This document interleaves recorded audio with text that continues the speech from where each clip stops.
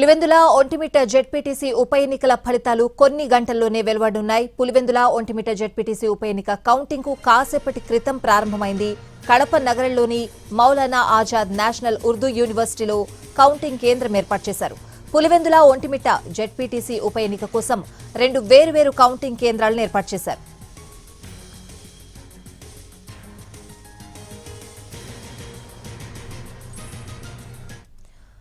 Pulivendula Vontimitta ZPTC ఉప ఎన్నికల ఫలితాలు కొన్ని గంటల్లో వెలువడే అవకాశం కనిపిస్తోంది. పులివెందుల ఒంటిమిట్ట జెడ్పీటీసీ ఉప ఎన్నిక కౌంటింగ్ కాసేపటి క్రితమే ప్రారంభమైంది. కౌంటింగ్ ఏ విధంగా జరుగుతుంది, పూర్తి అప్డేట్స్ అడిగి తెలుసుకుందాం. మా ప్రతినిధి రమేష్ కడప నుంచి లైవ్ లో సిద్ధంగా ఉన్నారు.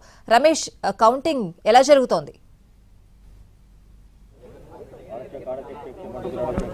స్వాతి, పులివెందుల అదేవిధంగా ఒంటిమిట్ట జెడ్పీటీసీ ఎన్నికలకు సంబంధించినటువంటి కౌంటింగ్ ప్రక్రియ 8 గంటలకు స్టార్ట్ అయింది. ఇప్పుడు 2 కేంద్రాలకు, అటు ఒంటిమిట్టకి ఇటు పులివెందులకు రెండింటికి కూడా వేరుగా కౌంటింగ్ సెంటర్స్ ఏర్పాటు చేశారు. ఇప్పుడే కౌంటింగ్ ప్రక్రియ కూడా స్టార్ట్ అయింది. అంటే 10 మనం తీసుకున్నట్లయితే పులివెందుల జెడ్పీటీసీకి సంబంధించి మొత్తం 10 టేబుల్స్ ఏర్పాటు చేసి ఒక్కొక్క టేబుల్కి 3 కౌంటింగ్ సిబ్బందిని నియమించారు. ఇప్పటికే బ్యాలెట్ బాక్స్లో ఉన్నటువంటి ఓట్లన్నింటినీ కూడా వాళ్ళు ఓపెన్ చేశారు. 25 అంటే ఒక్కొక్క కట్ట బండిల్కి సంబంధించి 25 ఓట్ల చొప్పున బండిల్స్ అనేది కడుతూ ఉన్నారు. అయితే ప్రక్రియ అనేటువంటిది మొదలైంది.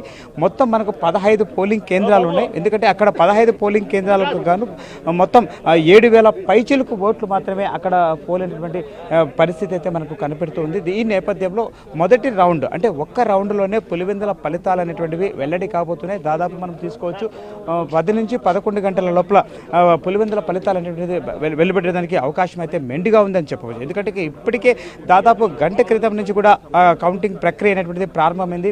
టోటల్గా బండిల్స్ అనేటువంటివి కూడా కడుతూ ఉన్నటువంటి క్రమంలో తక్కువ పోలింగ్ కేంద్రాలు ఉన్నాయి. అంతేకాకుండా తక్కువ పోలింగ్ శాతం కూడా ఉండడం వల్ల ఇది త్వరగా ఈ పులివెందులకు సంబంధించినటువంటి ఫలితాలు అనేటువంటివి వెల్లడే అవకాశం కనపడుతుంది. అయితే ఒంటిమిట్టకి మనం తీసుకున్నట్టయితే ఇక్కడ 30 పోలింగ్ కేంద్రాలు ఉన్నాయి. అంతేకాకుండా 20,681 ఓట్లు ఇక్కడ పోలైనాయి.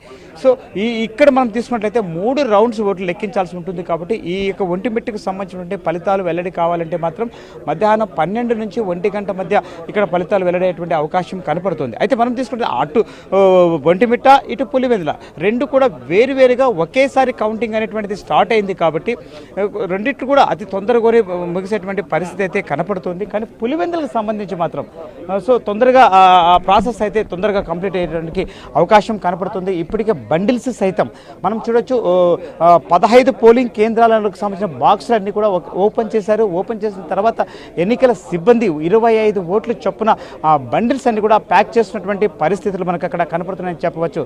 స్వాతి, రమేష్, ఎంతసేపట్లో ఫలితాలు ఎక్స్పెక్ట్ చేయొచ్చు? స్వాతి, ప్రధానంగా మనం తీసుకున్నట్లయితే గంట క్రితమే మనము ఈ యొక్క కౌంటింగ్ ప్రక్రియ అనేటువంటిది ప్రారంభమైంది. అంటే ఉన్నటువంటి మొత్తం 15 బాక్సులు, అంటే 15 పోలింగ్ కేంద్రాలకు సంబంధించినటువంటి 15 బాక్సులు ఇప్పుడే ఓపెన్ చేశారు. ఓపెన్ చేసిన తర్వాత 25 చొప్పున కూడా బండిల్స్ కూడా కట్టే కార్యక్రమం అయిపోతుంది. అంటే మనం చూసుకోవచ్చు దాదాపు మినిమం పులివెందులకు సంబంధించినటువంటి ఫలితాలు 1 గంట లోపలే వెలువడేటువంటి అవకాశాలు మెండుగా కనపడుతున్నాయని చెప్పవచ్చు. Swathi. Right Ramesh, thanks for the updates.